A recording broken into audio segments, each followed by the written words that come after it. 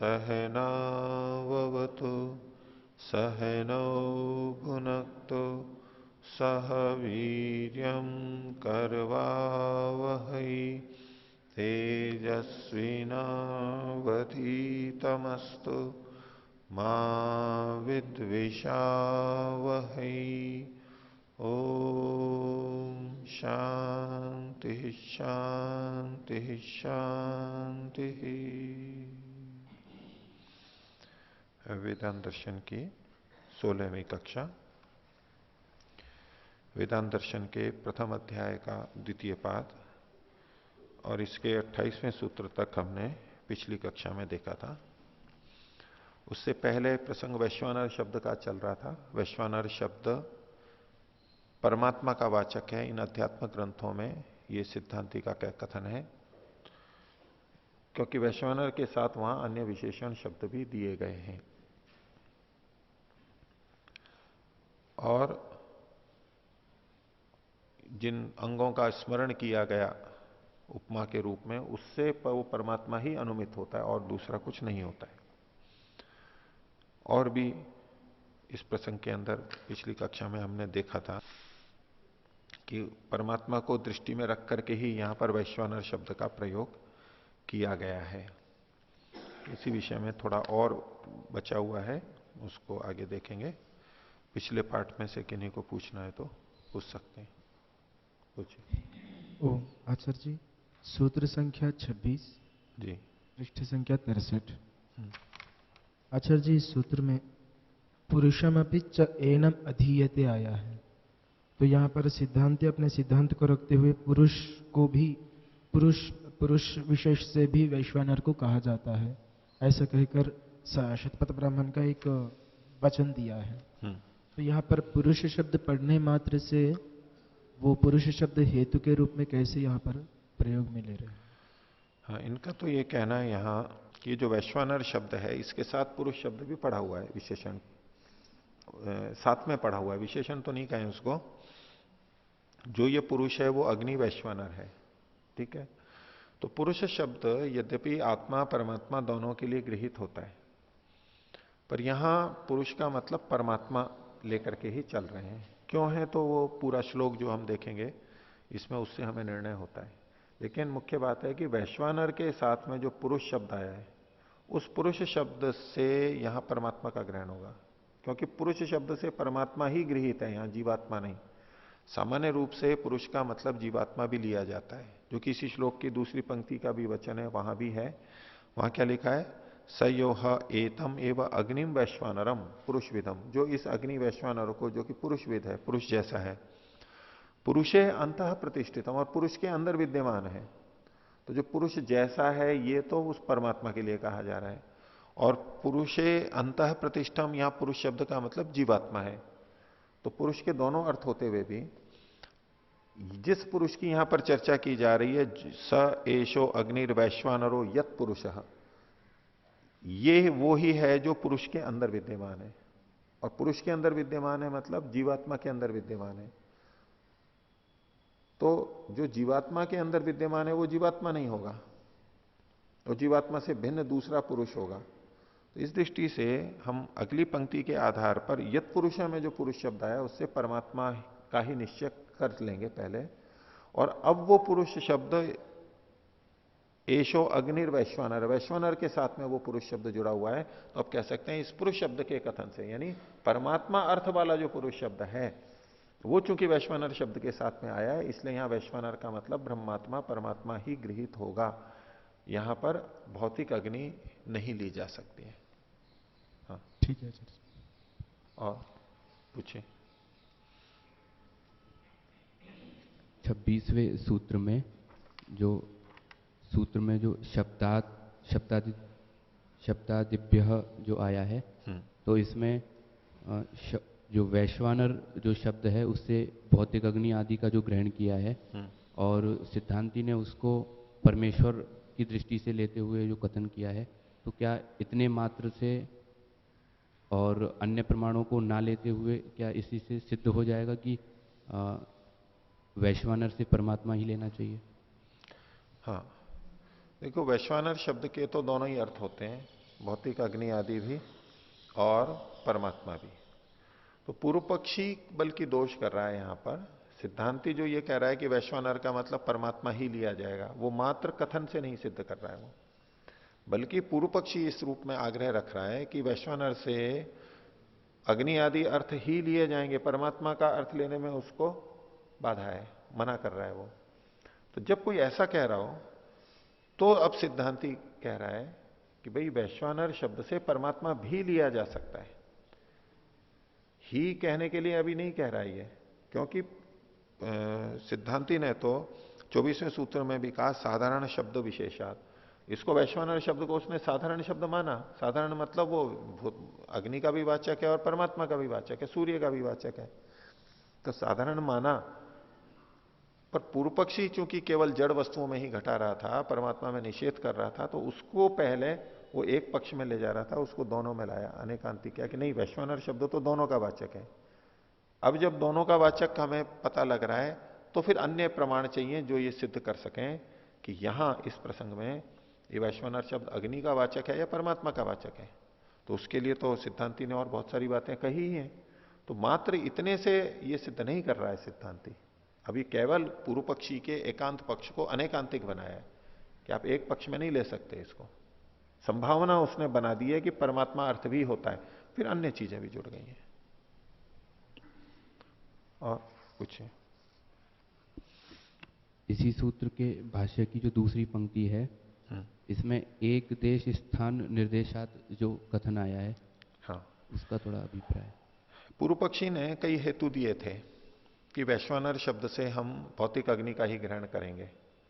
तो उसमें एक हेतु यह था कहा कि एक देश स्थान निर्देशात, यहां जिस वैश्वानर का उल्लेख किया गया है वो उसका स्थान सीमित एक स्थान एक बताया गया है। इससे पता लगता है, ये लिंग के रूप में आएगा, इससे पता लगता है कि वैश्वानर का मतलब भौतिक अग्नि है। कैसे पता लगा? कि यदि वैश्वानर शब्द से परमात्मा का ग्रहण होता तो परमात्मा तो सर्वव्यापक है, उसको प्रादेश मात्र एक छोटे से स्थान में नहीं कहा जा सकता।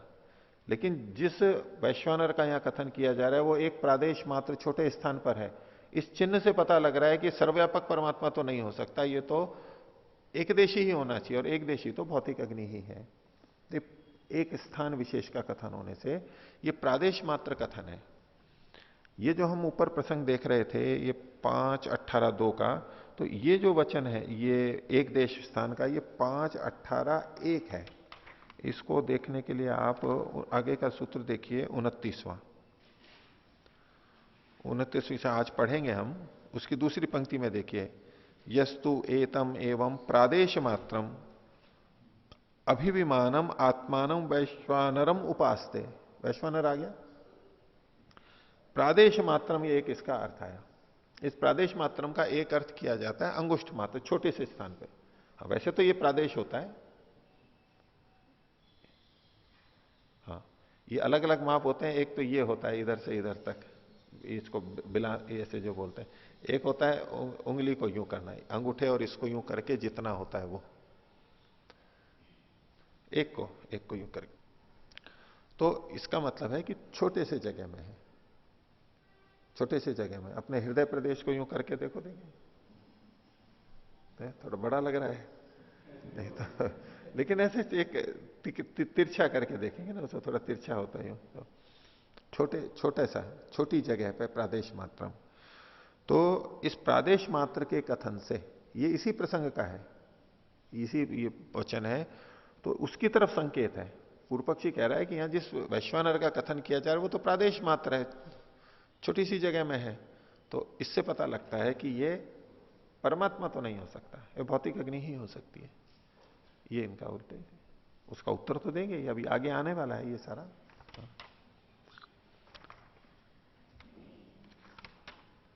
हो गया? ये सूत्र 26 में ही, हाँ बोलिए। सूत्र 26 में ही ये जो शतपथ वाला जिस पर अभी चर्चा हो रही थी, इसी में आगे ये बात नहीं समझ में आ रही है जिस तरह से इसमें लिखा हुआ है कि वह यह पुरुष पूर्ण परमात्मा ही वैश्वानर अग्नि है। तो परमात्मा तो वैश्वानर अग्नि है, परंतु फिर आगे ये लिखा है कि वह इस वैश्वानर अग्नि को शरीर में व्याप्त जानता है, तो वह पुरुष होना चाहिए जीव? हाँ, जो उसको इस शरीर में व्याप्त जानता है, जो पुरुष, जो जीव उसको अपने शरीर में व्यापक जानता है, उसको फिर ऐसे ऐसे लाभ होते हैं। तो इसमें पुरुष विधम या पुरुषे अंतः, मतलब इसमें किस तरह से कौन सा पुरुष कहां पर लगेगा? एक मिनट,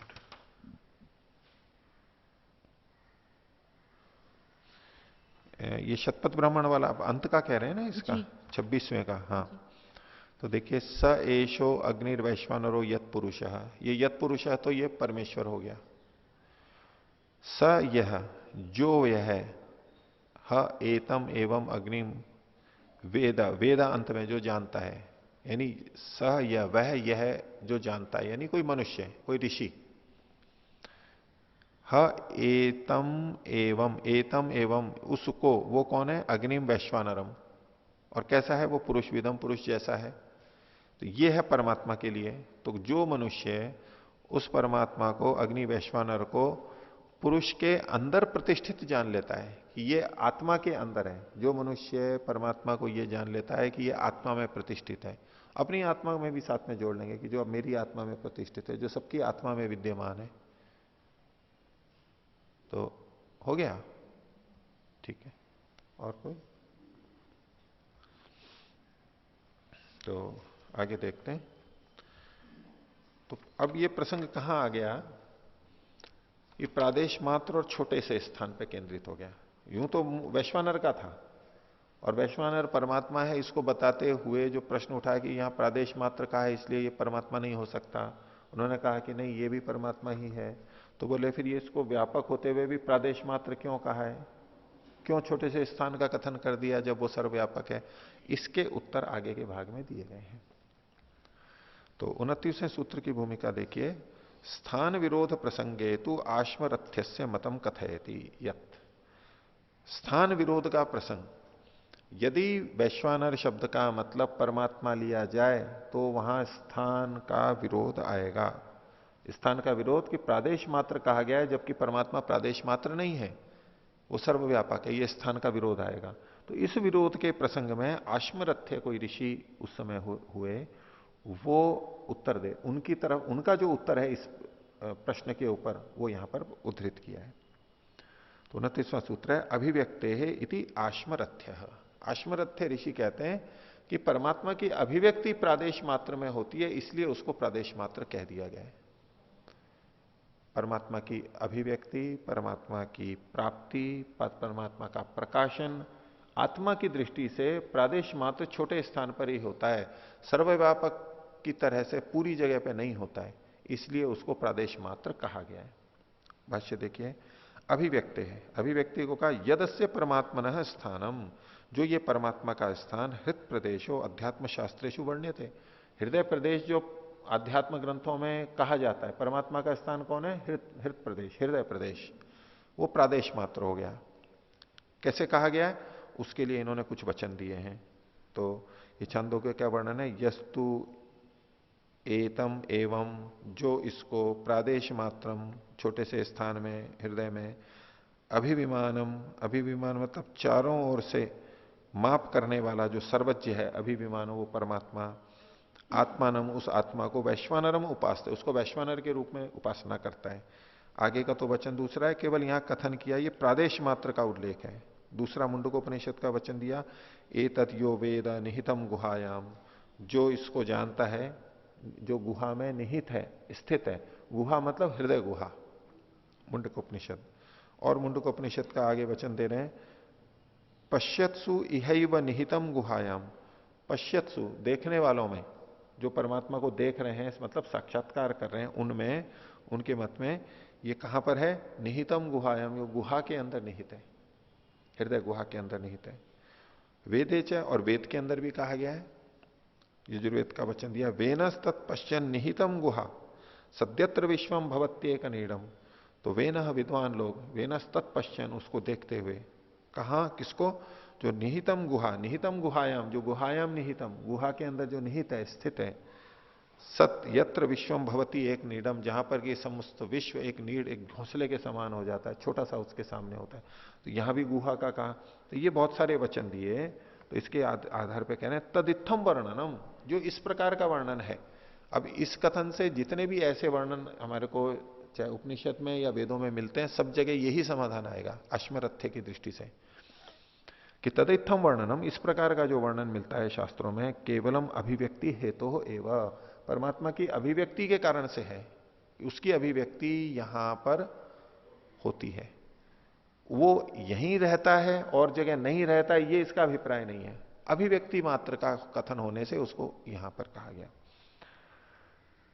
तस्य परमात्मनो अभिव्यक्ति ही, उस परमात्मा का प्रकटीकरण, अभिव्यक्ति शब्द को आगे खोला, साक्षात दृष्टि ही, साक्षात आ की मात्रा जोड़ लीजिए, साक्षात दृष्टि मतलब सीधे सीधे उसको जानना, साक्षात दृष्टि को इन्होंने आगे खोल दिया, साक्षात्कार, उसका साक्षात्कार होना, प्रत्यक्ष होना। तत्र हृदय प्रदेश ही भवती, हृदय प्रदेश में ही होता है, इति आश्मरथ्य, इति सिद्धांतम आश्मरथ्य आचार्य मन्यते, आश्मरथ्य आचार्य ये मानते हैं। अब इनका उल्लेख किया, इनका खंडन भी नहीं किया है, ये अभिमत है, ये भी एक उत्तर दिया जा सकता है। आगे और दो उत्तर आएंगे, उस तरह से भी हम समाधान कर सकते हैं, लेकिन ये उत्तर भी स्वीकार्य है, क्योंकि परमात्मा का साक्षात्कार हृदय प्रदेश में होता है, इसलिए उसको प्रादेश मात्र कहा है। इससे यह आशंका नहीं करनी चाहिए कि परमात्मा का यहां कथन ही नहीं है, यहां तो किसी और चीज का है, परमात्मा तो सर्वव्यापक है, अथवा कोई यह कहे कि परमात्मा तो एकदेशी कहा गया है। अब दूसरे आचार्य का, बादरी आचार्य का मत बताएंगे। बादरी आचार्य जी व्यास जी के पिता माने जाते हैं, अपने पिता का उल्लेख किया, वो पिता भी ऋषि थे, बादरी, बादरायण, बादरी। तो तीसवां सूत्र है अनुस्मृते है बादरी, बादरी आचार्य कहते हैं अनुस्मृति के कारण से ये स्थान का कथन किया गया। अनुस्मृति का मतलब पीछे पीछे स्मरण करना, परमात्मा का ध्यान करना, जप करना। तो परमात्मा का ध्यान और जप हृदय प्रदेश में किया जाता है, वो सबसे मुख्य स्थान है, इसलिए परमात्मा को प्रादेश मात्र में कहा गया है, क्योंकि हम उसका वहीं स्मरण करते हैं। भाष्य देखिए, बादरी आचार्य व्यासस्य पिता, तो बादरी आचार्य मतलब व्यास जी के पिता, वेदांत दर्शन ब्रह्मसूत्र के रचयिता व्यास जी के जो पिता थे उनका उल्लेख है ये।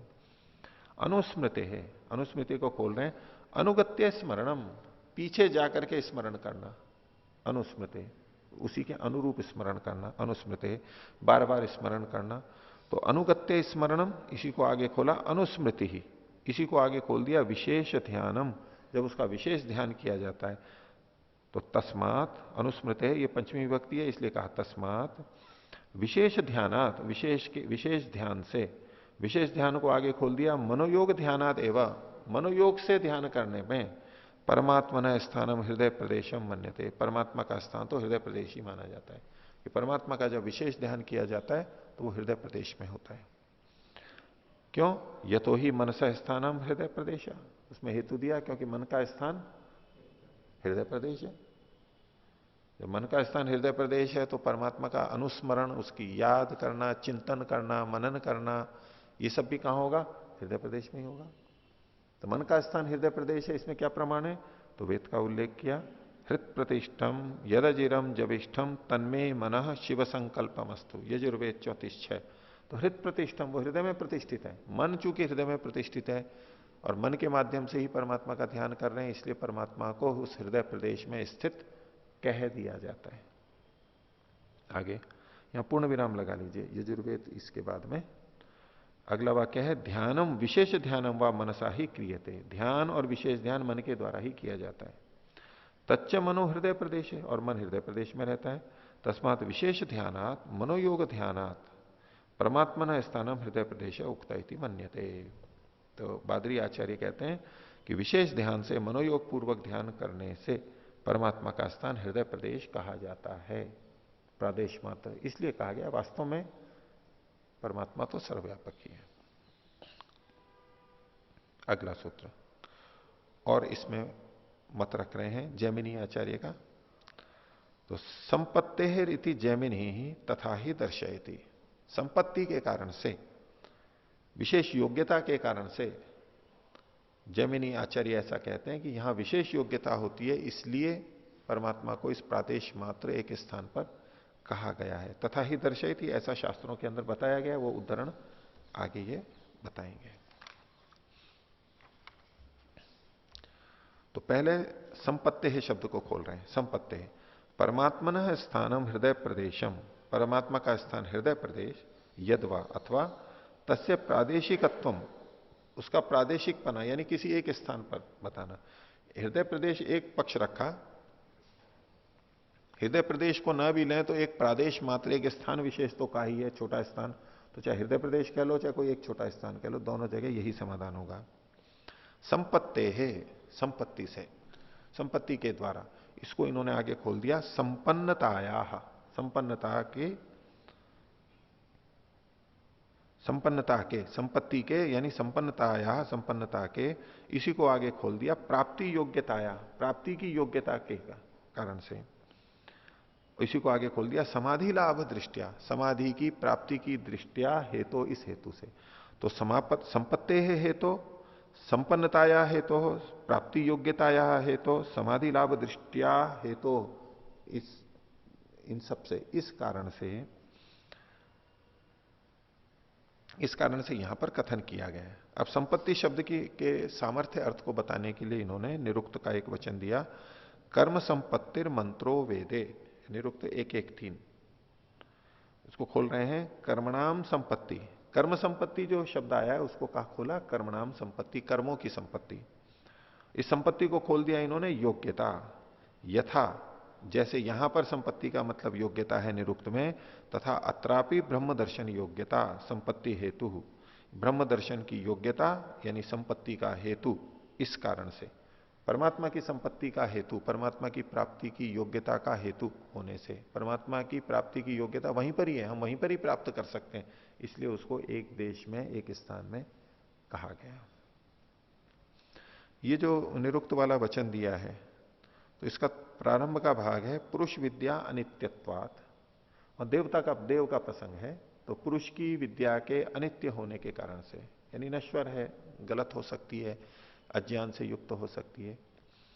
कर्म संपत्तिर मंत्रो वेदे, कर्म की संपत्ति, कर्म की योग्यता, ये मंत्र जो होता है वेद में, जो मंत्र है वो कर्म की संपत्ति से युक्त है, और उस मंत्र को इसीलिए देवता शब्द से कहा जाता है।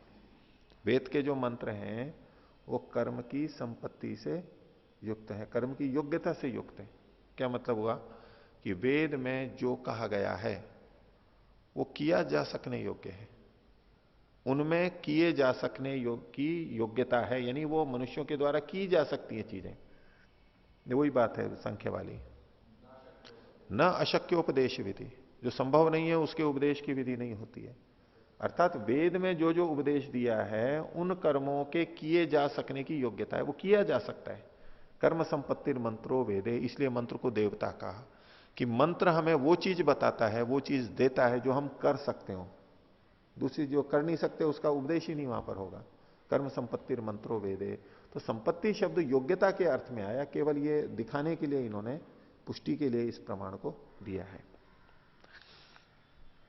इति जैमिनी ही, जैमिनी आचार्यो मन्यते, जैमिनी आचार्य ऐसा मानते हैं। क्यों मानते हैं? यतो ही स परमात्मा अनंतः, यद्यपि वो परमात्मा अनंत है, तस्य प्राप्तिम यद्वा तेन सह समाधि लाभम मनुष्य केवलम प्रदेश विशेष ही कर्तुम अर्हति, अल्प विराम। यद्यपि परमात्मा सर्वव्यापक है, लेकिन उसकी प्राप्ति, परमात्मा की प्राप्ति, अथवा दूसरे शब्दों में कह रहे हैं उसके साथ में समाधि लाभ मनुष्य केवल एक स्थान विशेष में ही कर सकता है, सब जगह नहीं कर सकता। न तो अनंत्य रूपेण, अनंत रूपता से उसके साथ समाधि नहीं लगा सकता, अनंत रूपता से उसके साथ संपर्क नहीं कर सकता, अनंत रूपता से उसकी प्राप्ति नहीं कर सकता। कैसे? क्यों? तो कहा जीव से अल्प शक्ति मत्वात एक देशित्वाच, दो हेतु दिए, जीव के अल्प शक्ति वाला होने से और एक देशी होने से। उदाहरण दे रहे हैं, यथा ही समुद्र से प्राप्ति न कश्चित जन सर्वतो भावे न कर तुम शक्नोति। अब समुद्र की प्राप्ति कोई मनुष्य करना चाहे, हम कहते तो है ना कि मैंने समुद्र को प्राप्त कर लिया है, मैं समुद्र को उपलब्ध हो गया हूं, हम समुद्र के पास पहुंच जाएं, समुद्र के अंदर पहुंच जाएं तो कहेंगे ना समुद्र को प्राप्त कर लिया है। लेकिन समुद्र को कहां से हमने प्राप्त किया है? समुद्र तो बहुत बड़ा है, हमने उसके एक छोटे से भाग में को प्राप्त किया, छुआ है, यूं कह सकते हैं। तो जैसे कोई समुद्र की प्राप्ति कोई भी मनुष्य सब रूप में नहीं कर सकता, पूरा का पूरा प्राप्त कर लिया ऐसा कोई कर ही नहीं सकता, किंतु केवलम तस्य प्रदेश विशेषम एवं साक्षात करोति, उसके एक छोटे से भाग का ही हम प्रत्यक्ष करते हैं। तद्वत अत्रापि विज्ञेयम, ऐसा ही परमात्मा के संदर्भ में समझना चाहिए। हम चाहे कहीं भी चले जाएं, करेंगे तो परमात्मा के एक अंश का ही साक्षात्कार, वहीं का, पूरे को हमारी सामर्थ्य नहीं, हम फैल ही नहीं सकते उतने, एक देशी हैं। आगे, तथा ही दर्शयति, तथा ही वाजसनेयी ब्राह्मणम दर्शयति, वाजसनेयी ब्राह्मण यानी शतपथ ब्राह्मण इस बात को बताता है, इस तरह के संकेत वहां पर किए गए हैं। क्या? यत महत परिमाणम किमपि वस्तु स्यात्, महत परिमाण वाली यानी बड़े परिमाण वाली व्यापक कोई भी वस्तु होवे, तस्य मानव शरीरे संपत्ति, उसकी मानव शरीर में संपत्ति, संपत्ति शब्द को खोला लब्धि, उसको खोला योग्यता, प्रादेशिकी ही भवती, एक स्थान पर ही होती है। जो जो व्यापक वस्तुएं मनुष्य शरीर में प्राप्त होती हैं, तो वहां वहां उसकी प्राप्ति एक देश के रूप में ही होती है। बस हमें सूर्य की प्राप्ति हो रही है, हम सबको सूर्य की प्राप्ति हो रही है, यानी सूर्य के प्रकाश ऊर्जा की प्राप्ति हो रही है, लेकिन हमें कैसी प्राप्ति हो रही है? वो सूर्य तो बहुत बड़ा है, उसका प्रकाश, वो ऊर्जा सब बहुत, ताप बहुत अधिक है, हम एक छोटा सा अंश हमें प्राप्त हो रहा है, तो हमारे लिए तो वही बहुत है। ऐसे ही परमात्मा के लिए होगा। तो तस्य मानव शरीर संपत्तिर लब्धिर योग्यता प्रादेशिकी ही भवती तद्यथा। अब जो आगे वचन दिया है वो शतपथ ब्राह्मण का है। क्या कहते हैं? प्रादेश मात्रम इव हवई देवा सुविदिता अभिसंपन्ना तथानुवह एतान वक्ष्यामि। ये प्रसंग वही है, अश्वपति कैकेयी अश्वपति जो जिज्ञासुओं को ब्रह्म के बारे में बता रहे थे, पीछे जो आया था, उस वो ही प्रसंग है। अश्वपति इनको बता रहे हैं, उन जिज्ञासुओं को, ये जो वचन बोल रहे हैं ये अश्वपति उनको बोल रहे हैं। क्या? कि प्रादेश मात्रम इव हवई देवाहा, ये जो देव है ये प्रादेश मात्र है, सीमित मात्रा में है, सर्वव्यापक नहीं है। सुविदिता, प्रादेश मात्र ही ये अच्छी प्रकार से जाने जाते हैं, एक एक अंश में ही वो अच्छी तरह जाने जाते हैं। और अभिसंपन्ना, और इसी तरह उनकी संगति लगती है, संपन्न होते हैं। तथानुवह एतान वक्ष्यामि, मैं तुम्हारे को इसी रूप में बताऊंगा, इन देवों को मैं बताऊंगा, इनको मैं प्रादेश मात्र रूप में बताऊंगा, इसी से वो सुविदित हो जाते हैं, इसी से उनकी पूरी संगति लग जाती है। एक देश होते हुए भी मैं आपको बताऊंगा। यथा प्रादेश मात्रम एव अभिसंपादयिष्यामि थी, जिस तरह से ये प्रादेश मात्र हो इसी प्रकार से मैं संपादन करूंगा, आपको संगति लगाऊंगा। तो क्या कहते हैं वो? ये तो भूमिका बनाई। स होवाच, फिर उसने कहा, मूर्धानम उपदिशन उवाच, मूर्धा की को उपदिष्ट करता हुआ, संकेत करता हुआ, कि ये जो सिर है ना मूर्धा, ऐसे संकेत का, मूर्धानम उपदिशन उवाच एशवा अतिष्ठा वैश्वानरः। ये जो दिखाई दे रहा है ये द्युलोक रूप वैश्वानर यहां पर विद्यमान है। अभी पहले जो हम देख रहे थे वो क्या था कि द्युलोक जो है ये परमात्मा का मूर्धा स्थानीय है, एक अलग दृष्टि थी। अब वो शरीर में बता रहा है। एक तो यथा ब्रह्मांडे, ब्रह्मांड में पैसे बताया था, मूर्धा आदि का और नेत्र का, सूर्य का, चंद्रमा का, वो ब्रह्मांड में बताया था। अब पिंड में बता रहा है, पिंड के अंदर, कि ये जो तेरा मूर्धा है, सिर है, संकेत कर रहा है, उपदेशन, ये देखो तुम्हारा जो सिर है ये परमात्मा का क्या है? अतिष्ठा वैश्वानर है, ये अतिष्ठा रूप वैश्वानर है। अतिष्ठा मतलब द्युलोक होता है, अतिष्ठा का मतलब होता है अतीत्य, सर्वम अतिक्रम्य तिष्ठति इति अतिष्ठा। अतीत्य, अतिष्ठा मतलब अति, मतलब अतिक्रमण करके, अतीत्य सर्वम अतिक्रम्य, सबका अतिक्रमण करके, तिष्ठति इति अतिष्ठा, जो ठहरता है।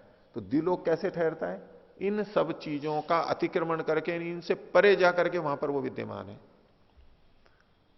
इसलिए उसको कहा गया। अतिष्ठा गुण को वैश्वानर इत्यर्थ, अतिष्ठा गुण वाला वैश्वानर। यहां जो शब्द कहा ना, अतिष्ठा वैश्वानर, मतलब अतिष्ठा गुण वाला वैश्वानर, ये द्युलोक के लिए कहा गया है। जैसे द्युलोक सबसे परे जाकर के ठहरता है, ऐसे परमात्मा भी इन सबसे परे जाकर के भी विद्यमान है। वो जैसे कि यहां पर ठहरा हुआ है तेरे, तो उसी परमात्मा का एक देश में कथन कर दिया गया। प्रादेश मात्र में कथन किया गया। आगे देखिए, चक्षुषी उपदेशन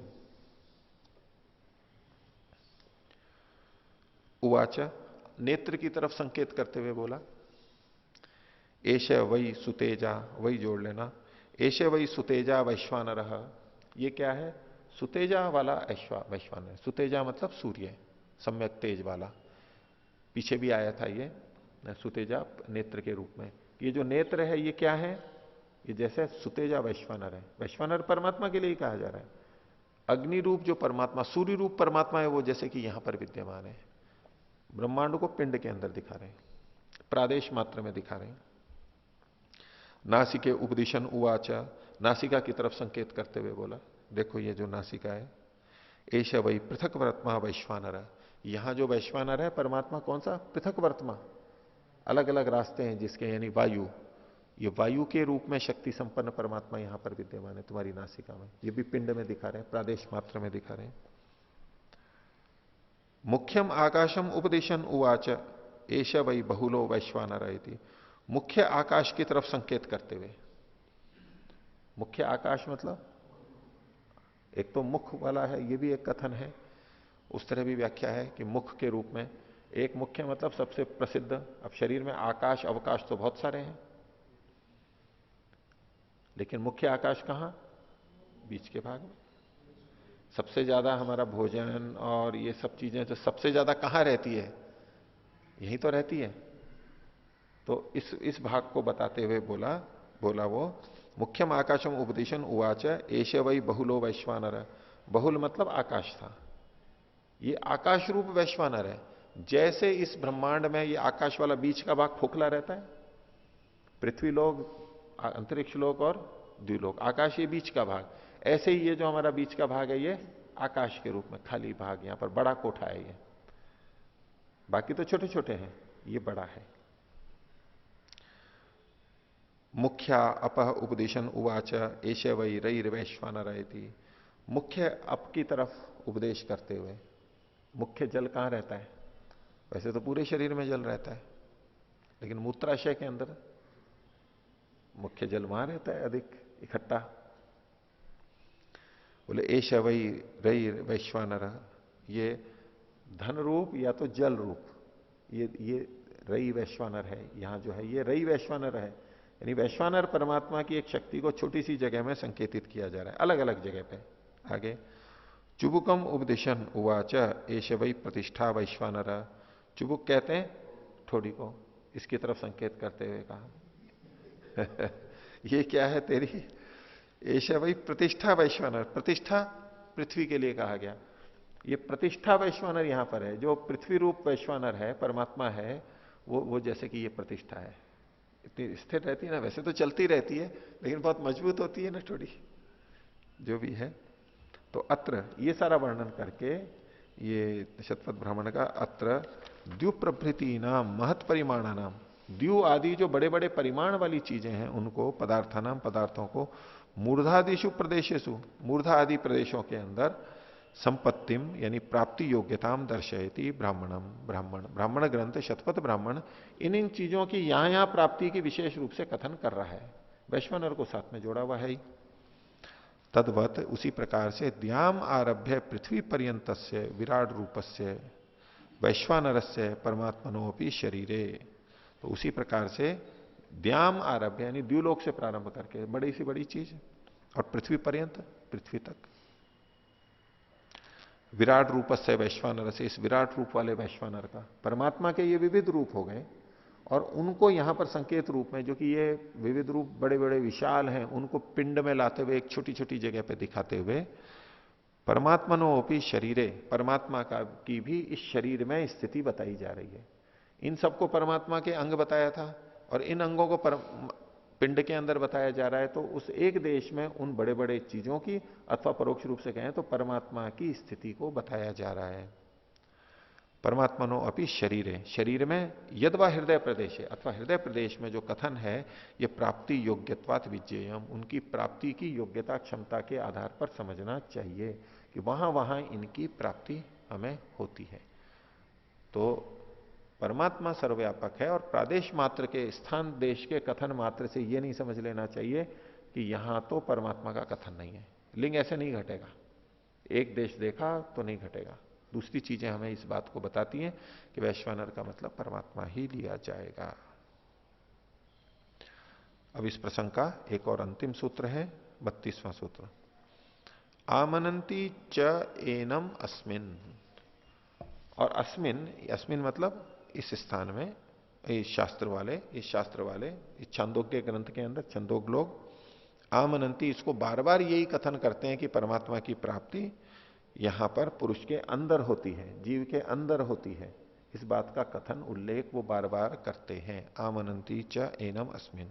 भाष्य, एनम अस्मिन च आमनंती, अन्वय किया इन्होंने, एनम उसको, परमात्मा को, वैश्वानर को इसमें बार बार कथन करते हैं। तो एनम वैश्वानरम, एनम को वैश्वानर शब्द से खोला, अस्मिन को खोला अस्मिन छांदोग्य प्रकरण भी, इस छांदोग्य दर्शन के इस प्रकरण में जो ये भी चल रहा था इसमें भी, खलु आमनंती पठंती छंदोगा, छांदोगा, छंद को गाने वाले जो छांदोग्य उपनिषद वाले हैं, उस शाखा प्रशाखा वाले, वो इसको बार बार वहां पर पढ़ते हैं, बताते हैं। अथवा दूसरे ढंग से कह रहे हैं, यथा द्व्युप प्रभृति नाम पदार्थानाम प्रदेश विशेष संपत्ति रुकता, जैसे द्व्युलोक आदि पदार्थों की, व्यापक पदार्थों की एक छोटे देश में संपत्ति यानी प्राप्ति योग्यता कही गई है, तथा वह एनम वैश्वानरम च, उसी प्रकार इस वैश्वानर परमात्मा को भी अस्मिन प्रकरणे, इस प्रकरण में प्रादेशिक रूपेण पठंती, एक स्थान विशेष के रूप में पढ़ा गया है। प्रादेश मात्रम, एक स्थान विशेष के रूप में कथन किया गया है। पुरुषे अंतः प्रतिष्ठितम वेद, जो इस परमात्मा को पुरुष के अंदर प्रतिष्ठित जान लेता है कि ये मेरी आत्मा के अंदर भी विद्यमान है, मेरे सामने ही नहीं, मेरी आत्मा के अंदर भी विद्यमान है, ऐसा जो जान लेता है, ऐसी जिसकी दृष्टि बन जाती है, ऐसी जिसकी भावना बन जाती है, तो अध्यात्म में वो बहुत आगे चला जाता है। तस्माद अत्र वैश्वानर परमात्मा एवं विज्ञेयो नान्य, इसलिए यहां पर वैश्वानर शब्द से परमात्मा ही जानना चाहिए, अन्य कोई नहीं जानना चाहिए। तो ये पहले अध्याय का द्वितीय पाद समाप्त हुआ और वैश्वानर शब्द से संबंधित जो प्रकरण था वो भी यहां पर समाप्त हुआ। आगे और प्रकरण प्रारंभ होगा। ओम। आचार्य जी, यहाँ पर जो सतपथ ब्राह्मण का उदाहरण दिया है कि अतिष्ठा वैश्वानरः, और जो चक्षु में है वो सुतेजा वैश्वानरः, नासिका में जो है वो पृथक वर्तमा वैश्वानरः, तो फिर इसके बाद में जो आपने मुख्यम आकाशम को जो ये बीच का स्थान लिया है, लेकिन फिर जो सबसे अंत में इन्होंने कहा कि चुबुकम उपदेशन उवाच एष वै प्रतिष्ठा वैश्वानरः, तो मतलब वो सिर से चुबुक तक ही पहुंचे हैं, इससे नीचे तो गए नहीं है। पृथ्वी को जब ये पता है तो इसका मतलब अंतरिक्ष तो इससे ऊपर ही होना चाहिए ऐसा। नहीं, उस तरह से एकदम तो यहां घटेगा नहीं वो। आप इसको यूं क्रमशः भी देखेंगे ना, तो मूर्धा के बाद में चक्षु, उसके बाद में नासिका, उसके बाद में मुख्य, तो मुख्य कहते हैं इसको, वो भी अर्थ किया मैंने बोला था उसको। और उसके बाद में ये जो मुख्य अपह है, नीचे चले गए ना, मुख्य जल कहां पर है, वो तो बस्ती में ही लेते हैं। मुख में स्थित जल, ठीक है, वहां तक ले लो, और चुबुक मतलब यहां पर ले लो, ठीक है, उस तरह भी कर लो तो भी मुख्य तो बात यह है कि वो उसको एक प्रदेश मात्र में बता रहे हैं। विचार नहीं हो सकता है कि यहाँ क्या अर्थ लें, क्योंकि अंतरिक्ष है इसलिए मैंने ये लिया, और मुख्य जल जो है वो वहां रहता है मूत्राशय में, इसलिए उसको कहा। जल सबसे अधिक स्वच्छ स्थिति में वहीं तो रहता है, बाकी जगह तो रक्त में रहेगा, आमाशय में रहेगा, आंतों में रहेगा, वहां तो और बहुत सारी चीजें मिली हुई रहती है। लसिका तंत्र में रहेगा, वहां और चीजें मिली रहती हैं, प्रोटीन आदि सब चीजें मिली रहते हैं ना। तो शरीर में इससे एकदम स्वच्छ पतला, सबसे पतला तो जल वही रहेगा ना। नहीं, कम से कम दूसरी चीजें मिली हुई हैं इसमें। रक्त तो कितना गाढ़ा होता है, उसकी रक्त में भी जल है, लेकिन ये बिल्कुल छन करके और सबसे अधिक है, तो मुख्य जल तो वही हुआ वहां पर। ओम। आचार्य जी, और दूसरा है 29वें सूत्र में आश्मरथ्य आचार्य का मत है कि हृदय प्रदेश में उसकी अभिव्यक्ति होती है, इसलिए ऐसा कथन किया जाता है। और 31वें सूत्र में जैमिनी आचार्य का मत है कि उसमें योग्यता होती है, प्राप्ति की योग्यता वहीं उस पर है। स्थान की विशेष योग्यता है। तो कथन तो दोनों का एक जैसा ही है। तात्पर्य एक ही है, ठीक है। लेकिन वहां तो अभिव्यक्ति होती है परमात्मा की, ये परमात्मा की दृष्टि से है, ये परमात्मा की अभिव्यक्ति प्रकटीकरण वहां होता है। ये धर्म परमात्मा में देख रहे हैं, और ये जो योग्यता देख रहे हैं वो स्थान में देख रहे हैं। उस स्थान में ये योग्यता है, उस स्थान में ये योग्यता है कि वो, अब आगे तो ठीक है, आगे तो वही जुड़ जाएगा कि परमात्मा का वहां प्राप्ति होती है, लेकिन स्थान की योग्यता बता रहे हैं, क्योंकि उसी स्थान की योग्यता है। और स्थान की योग्यता इसलिए क्योंकि आत्मा वहां पर रहता है, इसलिए ऐसा होगा। पीछे एक श्लोक हमने देखा था, श्लोक क्या मंत्र है 26वां, इंद्रम मित्रम वरुणम अग्निमाहु अथो दिव्य स सुपर्णो गरुत्मान एकम सद्विप्रा बहुधा वदंती अग्निम यमम माथरिश्वान माहु। तो इसके आधार पर एक तो अर्थ ये करते हैं कि एक होते हुए भी उस परमात्मा को विविध रूपों में कहा जाता है। तो किन किन विविध रूपों में कहा जाता है, कौन कौन से नाम दिए गए हैं यहां पर?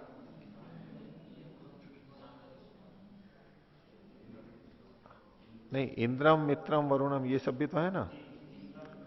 इंद्र मित्र वरुण अग्नि, और अथो दिव्य स सुपर्णो गरुत्मान, ये तो उसकी विशेषता है कि वो द्युलोक में रहता है।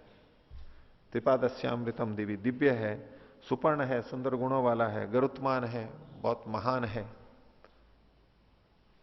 ऐसा वो, ये तो विशेषण हुए। लेकिन नाम के रूप में कौन कौन से हुए? इंद्रम मित्रम वरुणम अग्निम। और फिर आगे क्या कहा? अग्निम यमम मातरिश्वा नमा हुआ, अग्निम यम और मातरिश्वा हो गया। लेकिन अग्नि शब्द 2 बार आ गया यहां पर, पिछली पंक्ति में भी आ गया और यहां भी आ गया। तो यदि इनको सब नाम ही बताने होते तो अग्नि को 2 बार नहीं पढ़ते। बाकी शब्दों की तो चलो संगति है कि इतनी इतनी बार है, लेकिन अग्नि शब्द 2 बार आया है। दूसरी तरह यहां पर आहु शब्द भी 2 बार आया है, क्रियापद जो है, इंद्रम मित्रम वरुणम अग्निम आहु, एक क्रिया हो गई। एकम सद विप्रा बहुधा वदंती अग्निम यमम मातरिश्वानम आहु, वदंती एक अलग हो गया और आहु अलग हो गया। तो क्रिया को देख करके हम कह सकते हैं कि ये वाक्य अलग अलग है। तो कई बार जब ये प्रश्न आता है कि भाई वहां भी अग्नि का, यहां भी अग्नि का, 2 बार क्यों कथन किया? परमात्मा के नाम ही तो बताने थे, इसको इन इन नामों से कहा जा सकता है। तो अग्नि शब्द 2 बार किया तो आवृत्ति हो गई। तो आवृत्ति नहीं है, ये वाक्य भेद है। और दोनों में अंतर क्या है? पहला जो वाक्य है, इंद्रम मित्रम वरुणम अग्निम आहु, इंद्र को, मित्र को, वरुण को, इनको अग्नि कहा गया है। अनेकों को एक शब्द से कहा गया है। जैसे निरुक्त में शैली होती है निघंटू में कि अनेक शब्द एक अर्थ के वाचक, पर्यायवाची। जैसे बहुत सारे शब्द, ये भी उसी को कहता है, दूसरा भी उसी को कहता है, तीसरा भी उसी को कहता है। अनेक शब्द एक शब्द को बताते हैं, एक अर्थ के वाचक है। और कई जगह एक शब्द अनेक अर्थों का वाचक है, एक शब्द अनेक अर्थों का वाचक है। इस तरह भी कथन होता है, दोनों तरह से। तो वो भी एक संगति यहां लगाई जाती है कि यहां इंद्र मित्र और वरुण को अग्नि कहते हैं, जो कि दिव्य और सुपर्ण और गरुत्मान है। अनेक शब्द एक के वाचक, कि इंद्र शब्द भी उसी अग्नि को कहता है, मित्र शब्द भी उसी अग्नि को कहता है, और वरुण शब्द भी उसी अग्नि को कहता है। उस अग्नि को कहते हैं, ये 3 शब्द उस अग्नि को कहते हैं। ये एक बात पूरी हो गई। और एकम सद विप्रा बहुधा वदंती, एक उस सत्य को, नित्य को, ये भी अर्थ होता है एक होते हुए भी। सत्य का मतलब सती अर्थ में भी लेते हैं, एक होते हुए भी विप्र लोग बहुत कहते हैं। अब यहां एक को अनेक ढंग से कहा जा रहा है, एक वस्तु को अनेक नामों से कहा जा रहा है। कैसे? अग्नि को वो एक है, पहले भी अग्नि था, यहां भी अग्नि है। उस अग्नि को यमम मातरिश्वानम, उसको यम भी कहते हैं और मातरिश्वा भी कहते हैं। बहुधा बहुत प्रकार से कहते हैं, नहीं एक है, एक को अनेक नामों से कह सकते हैं। एक मतलब वो अग्नि, तो उसको अग्नि तो कहते ही हैं, उसको यम भी कह देते हैं और उसको मातृश्वा भी कह देते हैं। मुख्य लक्ष्य एक चीज है, उसको अनेक नामों से कहा। और पहला वाला पंक्ति में क्या था? इंद्र, ये एक हो गया, मित्र, वरुण, ये जो सब हैं ये अग्नि को कहते हैं। अनेक शब्द एक अर्थ को कहते हैं, पहली पंक्ति में अर्थ और दूसरी पंक्ति में एक शब्द अनेक अर्थों को कहता है। एक को अनेक इन शब्दों से कहा जा सकता है। और कुल मिलाकर के देखेंगे तो उस अग्नि को, परमात्मा को इन नामों से कहा सकता है। हम दोनों को एक दूसरे में मिला सकते हैं क्योंकि एक ही की बात यहां पर चली। तो तात्पर्य रूप में हम कह सकते हैं कि इंद्रम, मित्रम, वरुणम, अग्निम, यमम, यम और मातृश्वा, ऐसे 6 नाम यहां पर गिनाए गए। तो एक होते हुए भी बहुत प्रकार से उसको कहा जाता है, पुकारा जाता है, बुलाया जाता है। एक ही व्यक्ति को अनेक प्रकार से बुलाया जाता है। एक ये वैश्वानर शब्द का ऋग्वेद में मंत्र आता है, तो वैश्वानर से सुमतौ श्यामा, हम उस वैश्वानर की सुमति में हो जाएं। सुमति मतलब अच्छी मति, उसकी जो, उसका जो ज्ञान है, शुद्ध ज्ञान है, अच्छी मति है, उसमें हम हो जाएं, यानी हम भी उसको मानने समझने वाले हो जाएं। वैश्वानर से सुमतौ श्यामा, तो अब ये सुमति वाला वैश्वानर कौन सा होगा? सुमति किसके पास में है? चेतन के पास ही हो सकती है, वो परमात्मा के पास में। तो यहां भी वैश्वानर से परमात्मा का ही ग्रहण होगा। और इसी मंत्र के अंतिम चरण में अपने पाद में लिखा, वैश्वानरो यतते सूर्येण। ये वैश्वानर है, ये सूर्य के द्वारा यत्न कर रहा है। यतते, वैश्वानरो यतते सूर्येण। वैश्वानर यत्न कर रहा है। किसके लिए यत्न कर रहा है? हमारे लिए कर रहा है, हमारे हित के लिए कर रहा है। किसके द्वारा? सूर्य के द्वारा। ये जैसे सूर्य हमें बहुत कुछ प्रकाश, अग्नि, ऊर्जा दे रहा है, तो एक साधक किस दृष्टि से देख रहा है कि परमात्मा इस सूर्य के माध्यम से प्रयत्न कर रहा है, हमारे लिए प्रयत्न कर रहा है। दृष्टि है देखने की। एक कहेंगे कि नहीं, सूर्य तप रहा है, सूर्य हमें प्रकाश दे रहा है। ये बोले नहीं, सूर्य के माध्यम से परमात्मा हमें ये चीजें दे रहा है। वैश्वानर इस सूर्य के माध्यम से तप रहा है, यत्न कर रहा है। वैश्वानर इस वायु के द्वारा यत्न कर रहा है, हमारे लिए, हमारा हित कर रहा है, तो कुछ यत्न तो करेगा। वो किस तरह से कर रहा है? सूर्य, चंद्र आदि के माध्यम से कर। तो यहां भी ये वैश्वानर शब्द परमात्मा का ही वाचक है, परमात्मा पे ही घटेगा, ये औरों के लिए नहीं घट सकता है। हाँ, और कुछ पूछना है किन्हीं को? हाँ। सूत्र संख्या 28, सूत्र संख्या 28, 29 और 30। हाँ, इन तीनों ही सूत्रों में जैसा कि पूर्व आचार्यों का जो मत दिखाया है, तो उनमें उनकी, जैसे जैमिनी आचार्य हैं, तो उनकी मीमांसा पुस्तक का कोई उदाहरण ना देते हुए सिर्फ उनका यूं मत दिखाया है। तो क्या इससे हम ये माने कि वो समकालीन थे उनके? और हाँ, समकालीन थे ना, उनके शिष्य थे। अपने शिष्य का भी नाम लिया, अपने पिता का भी नाम लिया, तो समकालीन ही तो हो जाते हैं। मान लो नया युवा है और लेकिन प्रतिभाशाली है, उसका नाम ले लिया, अपने शिष्य का भी, स्वयं का भी ले लिया और अपने पिता का भी ले लिया। और वो उस समय हो या ना हो, मान लो पिता कुछ 50-100 साल पहले, 25 साल पहले, मान लो 25 साल में पीढ़ी का अंतर मान सकते हैं, अभी नहीं है लेकिन वो जा चुके हैं, अथवा हैं भी, वो भी हैं, स्वयं भी है और शिष्य भी है, और तीनों का नाम ले सकते हैं, कोई बात नहीं है। बहुत जगह आएगा ये, बहुत जगह उल्लेख करते हैं। और दूसरे का मत जब लिया जाता है और उसका खंडन नहीं किया जाता है तो वो अभिमति होता है, स्वीकार्य होता है। परमतम अप्रतिषिद्धम अभिमतम, देख सामान्य लौकिक शिष्टता यही है। ये उनको आदर के लिए प्रयोग करते हैं, एक तो कि उन्होंने देखो इस दृष्टि से देखा है इस चीज को। अब मान लीजिए प्रादेश मात्र जो परमात्मा का कथन किया वैश्वानर का, उसमें इन तीनों ने अलग अलग बात कही। अब यूं अंततः देखोगे तो एक ही बात है, यूं नहीं कह सकते कि भाई इनमें विरोध था तीनों के अंदर, कोई बात नहीं है। ये कह रहे हैं कि परमात्मा का वहां स्मरण किया जाता है, इसलिए वहां कथन है। साक्षात्कार तो होता होगा लेकिन स्मरण भी हम वहीं करते हैं, हृदय प्रदेश में वो सबसे मुख्य स्थान है, उसकी अभिव्यक्ति वहां होती है, उसकी प्राप्ति वहां पर होती है।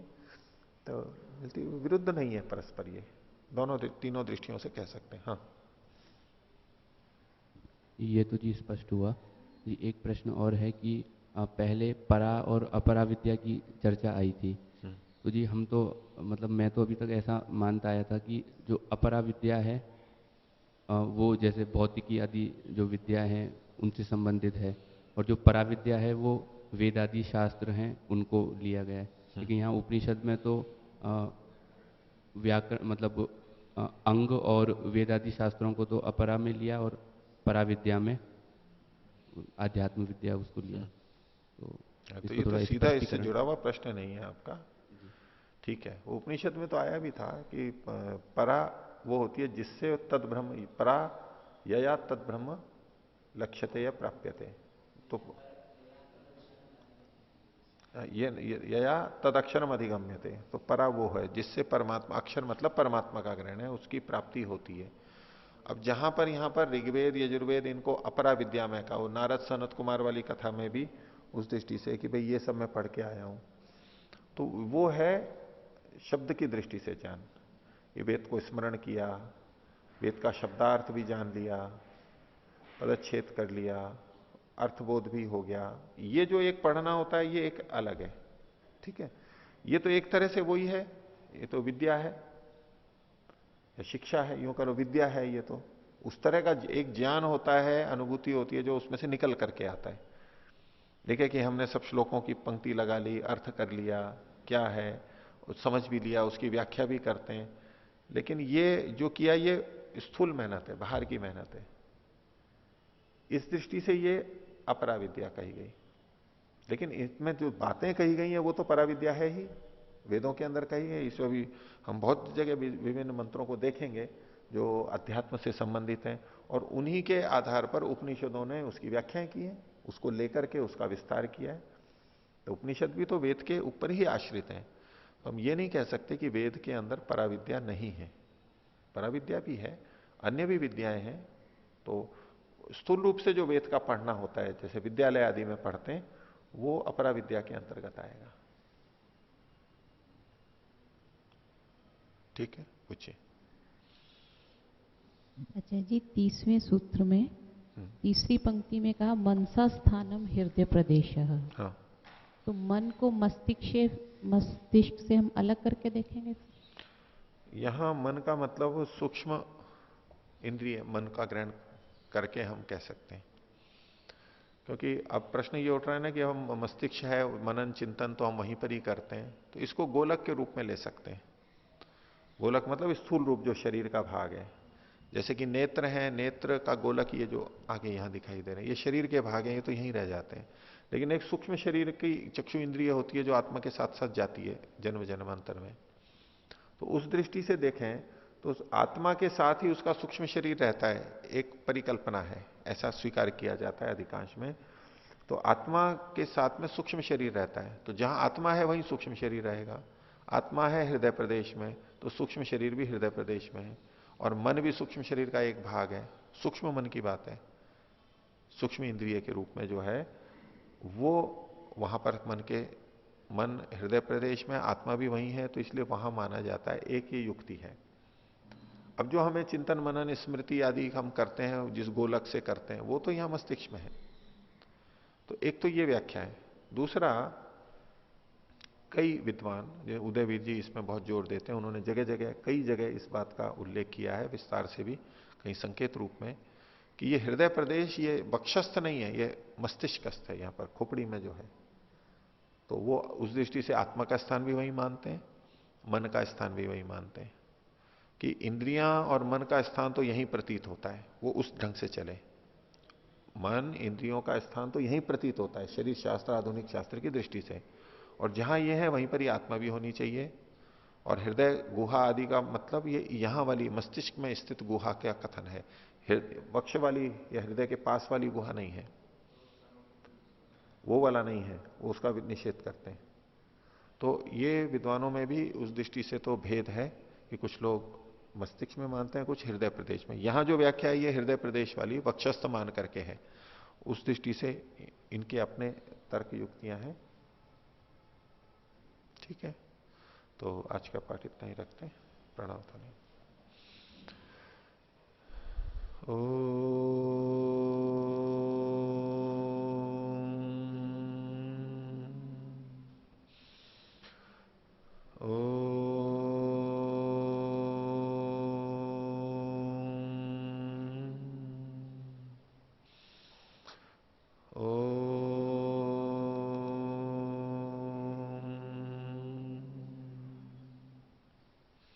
सभी को सादर ओके।